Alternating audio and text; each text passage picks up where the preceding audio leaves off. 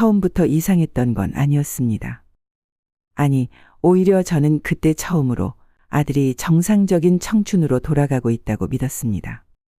사랑에 빠진 아들의 얼굴은 참 따뜻해 보였어요. 퇴근 후 늦은 밤까지 방 불이 꺼지지 않았고 문틈 사이로 웃음소리가 새어나올 때면 아, 통화 중이구나 싶었죠. 아들은 그전까지만 해도 매일 아침 늦잠을 자고 출근도 꾸역꾸역 억지로 나가던 애였습니다. 밥도 제대로 안 챙겨 먹고 회사 일 얘기만 나오면 몰라 그냥 이래 라며 귀찮아했죠. 근데 어느 날부턴가 아침이면 비록 피곤한 얼굴이지만 눈빛이 달라졌어요. 피부에 생기도 돌고 출근하는 발걸음이 아주 조금은 가벼워 보였습니다. 그 모습을 보며 저는 속으로 아, 정말 다행이다 하고 중얼거렸습니다. 엄마, 나 요즘 좀 살 것 같아. 그 말을 듣던 날은 제가 아들을 낳고 키우며 들었던 어떤 말보다 따뜻했습니다. 정말 가슴이 뭉클했어요. 왜냐면요, 우리 아들이 대학 입시에 2번 떨어지고 끝내는 삼수도 포기한 채 방 안에 스스로를 가둬 지내던 시간이 있었거든요. 그땐요, 해가 떠도 커튼은 굳게 닫혀 있었고 문 앞에 밥을 놔둬도 문도 열지 않았습니다. 아들은 그렇게 혼자만의 세상에서 갇혀 살았어요. 결국 겨우겨우 계약직으로 회사에 들어가긴 했지만 마음은 여전히 닫혀 있었죠. 출근하면 일만 하고 퇴근하면 곧장 집. 주말이며 쉬는 날에도 친구 한 명 만나지 않았고 아침부터 밤까지 컴퓨터 앞에서 게임만 했습니다. 제가 중간중간 여자 좀 만나봐 나이도 찼는데 한마디라도 하면 말도 안 하고 문 꽝 닫고 들어가던 아이였어요. 처음엔 서운하고 속상해서 몇 번 말다툼도 했지만 나중엔 그냥 포기하게 되더라고요. 제가 그냥 입을 닫고 살았습니다. 그렇게 꽤 오랜 시간 말이 없고 감정도 없이 그냥 하루하루를 무기력하게 살아가던 아들이었는데 요즘은 달랐습니다. 음식도 예전보다 더 챙겨 먹고 식사 중에도 이거 맛있다 는 말 한마디를 할 줄 알게 됐고 심지어 반찬 투정까지 했습니다. 엄마, 이거 요즘은 너무 짜. 건강 생각 좀 해. 그리고 붉은 파프리카 좀 준비해줘. 그 한마디에 괜히 웃음이 나고 좋았습니다. 모든 게 조금씩 나아지고 있다는 생각에 엄마로서 저도 정말 기분이 좋아졌습니다. 마음속 어두운 구름이 조금씩 걷히는 느낌이랄까요. 그래서였을 겁니다. 그 다음에 벌어진 모든 일들이 처음엔 잘 보이지 않았던 이유도 아들의 여자친구는 아주 예의 바른 아가씨입니다. 처음 봤을 때 화려하게 예쁜 얼굴은 아니지만 긴 생머리에 선한 눈매, 웃을 때는 입술을 다물고 조심스럽게 미소 짓는 어딘지 조용한 분위기의 아이였어요. 아들이 처음 집으로 데려온 날 그 아이는 문을 열자마자 인사부터 정중하게 하더군요. 그 말투도 옷차림도 요란스럽지 않아 마음에 들었습니다. 제가 만두를 만들고 있었는데 그 아이가 갑자기 조심스럽게 다가와 함께 돕겠다며 만두를 함께 만들었습니다. 손끝이 야무지더라고요. 처음 해보는 게 아니라는 게 눈에 보였어요. 그 모습이 어찌나 낯설고 신기하던지 만둣국을 저녁으로 먹이고 돌아갔는데 그날 저녁은 참 분위기가 좋았습니다. 저는 속으로 생각했습니다. 그래, 저런 애면 고맙지. 예의도 바르고 우리 아들하고도 잘 맞는 것 같고. 그 뒤로 아들의 모습은 눈에 띄게 달라졌습니다. 그 아이 말이라면 뭐든 진지하게 받아들이더라고요. 책을 추천해주면 며칠 내로 다 읽고 식단도 갑자기 확 바뀌었어요. 쌀밥과 고기를 좋아해 매 식사에 고기를 먹던 아이가 갑자기 엄마, 요즘은 채소가 좋아 하면서 콩과 잡곡, 채소로 식사를 차려달라고 했고 음식에 들어가는 조미료까지 일일이 확인하기 시작했죠. 옷차림도 변했습니다. 검정 옷이 많았던 아들은 더 이상 입지 않았고 어느 날부터 톤 다운된 베이지, 화이트색만 입었고 불편하다며 입지 않던 셔츠에 다소 우스꽝스러운 눈에 띄게 헐렁한 자켓을 입고 다녔어요. 요즘은 에너지를 덜 흩어지게 하는 옷이 좋다는 말을 하면서요. 하루는 제가 너 요즘 여자친구 말만 듣는 것 같아 하고 슬쩍 말하니 엄마, 걔랑 있으면 내가 나답게 숨 쉬는 느낌이 들어. 그건 말로 설명이 안 돼. 그렇게 답하더군요. 처음엔 그저 사랑에 빠져서 그러려니 했어요.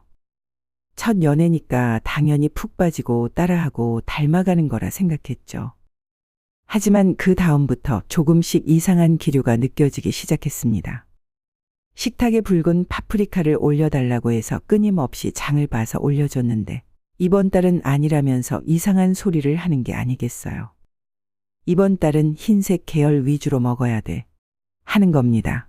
파프리카도 색깔에 따라 에너지가 다르거든. 지금은 정화 중이라 붉은 계열은 오히려 독이 될 수도 있어. 그 말을 듣는데 저는 말문이 막혔습니다. 식재료 하나에도 달을 따지고 색을 따지는 아들을 보면서 제 머릿속에선 처음으로 얘가 정말 어디에 빠지고 있는 건 아닐까 하는 생각이 스멀스멀 올라왔습니다. 그러던 어느 날 아들이 조심스럽게 말을 꺼냈습니다. 엄마, 나 결혼하고 싶어. 9월에 해야 돼. 짧게 만나긴 했지만 이건 그냥 사랑이 아니야. 운명이야. 순간 가슴이 턱 막혔습니다. 그 아이를 처음 봤을 때 호감이 완전히 사라진 건 아니었지만 요즘 들어 하나둘씩 이상해지는 아들의 말과 행동이 떠올랐습니다. 무엇보다 9월에 해야 한다는 말이 너무 기괴하게 느껴졌어요. 하지만 저는 그 자리에서 바로 반박하진 않았습니다. 그래도 결혼은 신중하게 생각해야지. 한번 그 아이 부모님도 뵙고 이야기해보자. 그렇게 해서 자연스럽게 식사 자리를 만들었습니다. 한정식집에서 만난 그 부모님은 겉보기엔 정중하고 말도 조곤조곤 잘하더군요. 목소리 톤도 낮고 표정도 친절했어요. 그런데 대화가 시작되자 분위기가 이상하게 흐르기 시작했습니다. 요즘은 지구의 에너지 자체가 바뀌고 있죠. 물질의 시대는 끝났어요. 이제는 영혼이 깨어나야 할 때예요. 두 아이는 전생부터 연결된 인연이에요. 이건 사람이 맺는 게 아니라 흐름이 결정하는 겁니다. 저는 젓가락을 쥔 손에 땀이 차는 걸 느꼈습니다.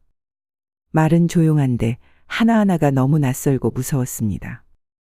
남편도 처음엔 웃는 척했지만 젓가락질을 멈춘 채 표정이 굳어졌고 저는 그 자리에 앉아 있으면서도 지금 내가 뭐를 듣고 있는 거지? 하는 생각밖에 안 들었습니다. 고명으로 올라간 붉은 실고추를 빼며 이번 달은 안 돼요, 여보. 그 목소리는 아주 나긋했고 말 끝에 웃음기조차 있었지만 그 말을 듣는 순간 제 등 뒤로 땀이 쭉 흘러내리는 걸 느꼈습니다. 아, 그래서 아들이 이번 달은 붉은 파프리카가 안 된다고 했구나. 그 식탁 위에 놓인 실고추 하나가 그렇게까지 소름 끼칠 줄은 몰랐습니다. 집에 돌아오는 길, 저는 차 안에서 아무 말도 하지 않았습니다. 아들도 조용했고 운전대 잡은 남편은 한숨만 내쉬었습니다. 그날 밤 저는 처음으로 아들이 말하던 단어들을 인터넷에 검색해보기 시작했습니다. 땡땡 공동체, 영혼의 빛, 마음의 평화 모임. 처음엔 블로그 후기들만 나왔습니다. 삶이 바뀌었다. 몸이 가벼워졌다. 마음속 어둠이 사라졌다. 다들 찬양 일색이었죠. 그런데 더 밑으로 내려가니 전혀 다른 세상이 펼쳐졌습니다. 익명 게시판, 피해자 모임, 카페, 그리고 그 안에 가득한 이야기들. 내 동생이 여기에 빠져서 3년째 연락이 끊겼습니다. 신용카드도 통장도 다 넘기고 결국은 집까지 처분했습니다. 가족은 다 기운이 나쁜 존재라며 스스로 끊었습니다. 결혼도 모임 안에서 정해지고 헌금은 선택이 아니라 의무입니다. 숨이 턱 막혔습니다. 눈앞이 하얘지고 손이 떨렸습니다. 내가 믿고 있던 아들의 사랑이 사랑이 아니었구나. 그건 누군가의 조종이었구나. 그날 밤 저는 아들에게 말했습니다. 너 그 공동체 그거 사이비야. 엄마가 다 찾아봤어.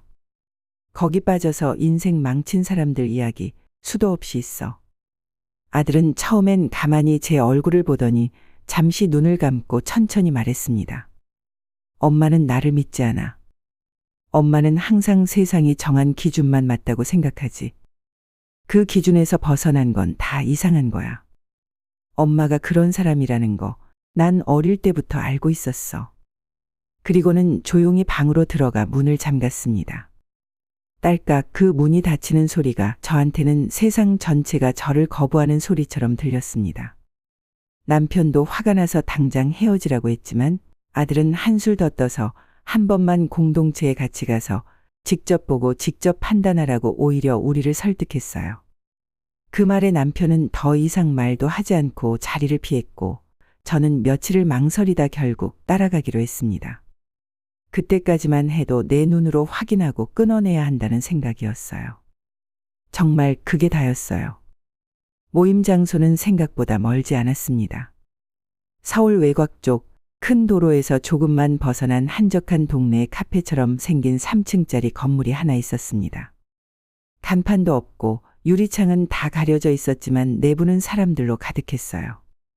입구에 들어서자 흰색 옷을 입은 사람들이 두 줄로 서서 우리를 맞았습니다. 말투는 친절했지만 웃는 얼굴 사이로 느껴지는 뭔가 설명하기 힘든 감정이 들었습니다. 그들은 우리에게 따뜻한 차를 건넸고 작은 손목띠 같은 걸 채워주었습니다. 이건 자매님의 기운을 이 성전에 모아주는 보호띠예요. 저는 거부했지만 아들이 고개를 끄덕이며 말했죠. 엄마 그냥 받아줘. 의뢰 같은 거야. 분위기는 너무 고요했고 그 고요함이 오히려 숨이 막히게 만들었습니다.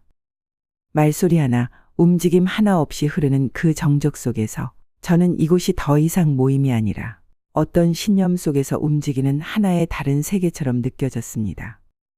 잠시 후 앞에 나선 한 여성이 말을 시작했습니다. 에너지는 보이지 않지만 우리 삶을 지배합니다. 우리는 지금 진짜 나를 회복하는 중입니다. 에너지, 파장, 깨어남, 해방 그 말들 사이엔 현실도 사람도 없었습니다.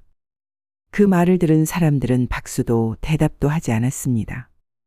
그저 조용히 고개를 끄덕일 뿐이었어요. 그 안에는 열정도 질문도 없었고 그저 믿음만 있었습니다. 집으로 돌아와 생각해 보았습니다. 나쁜 말을 하는 것도 아니었고 강요하거나 무리하게 굴지도 않았습니다. 그저 아들이 진심으로 믿고 따르고 있는 그 세계를 한번 우리에게 보여주고 싶었던 거겠죠. 그런데 문제는 아들이 강력하게 결혼을 원합니다. 그 아이와 함께 그 공동체에서 사는 삶을, 그 신념을 지키며 살아가는 미래를. 다 큰 아이를 강제로 더 말릴 수도 없고 그렇다고 환영할 수도 없습니다. 저는 어떻게 해야 할까요?